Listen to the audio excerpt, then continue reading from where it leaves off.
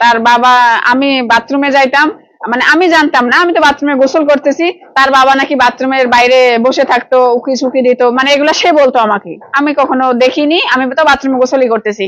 তারপর আমি রুমের ভিতরে আছি বাচ্চা কাচ্চা নিয়ে, তার বাবা বলে সে উকি ঝুঁকি বলতো, সে নিজেই বলতো তার বাপ একটা লুচ্চা, ঠিক আছে, তার বাপ নাকি লুচ্চা। তা আমাকে দিয়ে সে ধর্ষণের মামলাও করাইতে চাইছে তার বাবার নামে, ঠিক আছে। আমাকে বলছে যে আমার বাবার নামে ধর্ষণের মামলা হচ্ছে, করাবা তুমি। আমি কোন ধর্ষণের মামলা করবা, মানে তুমি তো জিততে পারবে না, কারণ এটা তো সত্যি না, এটা তো মিথ্যা। তোমার মামলা করতে গেলে হয়তো তোমাকে মেডিকেল টেস্ট করাবে, তাই না? মেডিকেল টেস্ট তো করায়, মেডিকেল টেস্টে তো কিচ্ছু পাবে না, কারণ তার সাথে তো আমার কোনো সম্পর্ক নাই। তখন কি করবা? কয় আমি করতে বলছি, আমি যা বলবো সেমনে করবে, যেমনে করবো সেমনে বলবে। আচ্ছা, সে যে অভিযোগগুলো দিচ্ছে, মানে ইভেন একদিন কি করছে জানেন, মানে রাত্রের বেলা সে, মানে সেদিন নাকি আমাকে ধরবে, তার বাবাকে ধরবে, সেজন্য সে কি করছে, ভিডিও কলে ইয়া দিছে, মানে ভিডিও কল দিছে, ফোনে কল দিয়ে ফোনটা লুকায় রেখে দিছে। আর আমাকে বলছে যে তুই হচ্ছে বিছানা থেকে এক পাও নড়বি না। আমি আর ফোনটা সরাসরি মানে বিছানার দিকে ফোকাস দিয়ে রাখছে, আমি বিছানায় শুয়ে গেছি।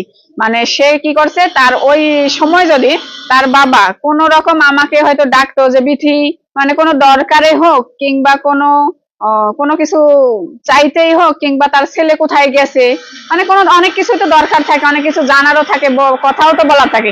মানে সেই দিন যদি যে কোনো কিছুর জন্য সে আমাকে একটু ডাকতো কিংবা আমার দরজার সামনে আসতো, তাহলে সেই দিনই সে মানে আমাদেরকে কর দিবে, সেরকম একটা চিন্তা ভাবনা করে সে ভিডিও কল মোবাইলে দিয়ে ওখানে রেখে দিয়ে বাহিরে চলে গেছে, মানে আশেপাশে এসে ছিল বাহিরে, এরকম একটা পরিস্থিতি ছিল।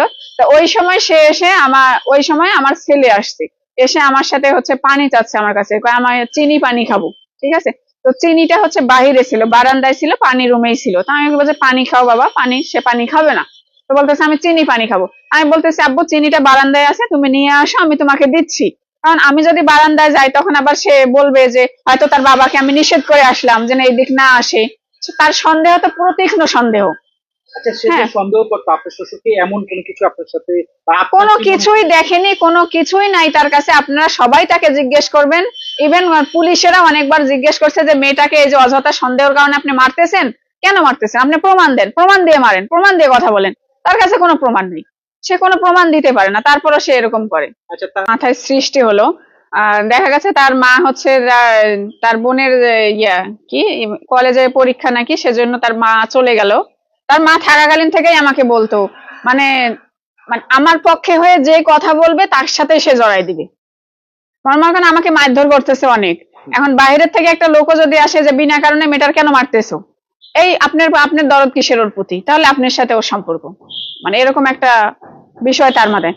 তো আমাকে যখন মারধর করতো, তার বাবা মাও যদি আসতো, আসে বলতো এই আমার থেকে দরদ তাদের বেশি, তাহলে তুই তাদের কি দিছিস, তোর প্রতি এত দরদ কিনা, তারা তো আমার বাপ মা, তাহলে তোর দিক টানে কেন, নিশ্চয়ই তোদের সাথে সম্পর্ক আছে। বউ কার, আমার না ওর, মানে এরকম একটা কথাবার্তা ছিল, ঠিক আছে। তো এখান থেকে তার বাবার সাথে প্রচন্ড লেভেলের খারাপ ভাষায় জড়াইছে।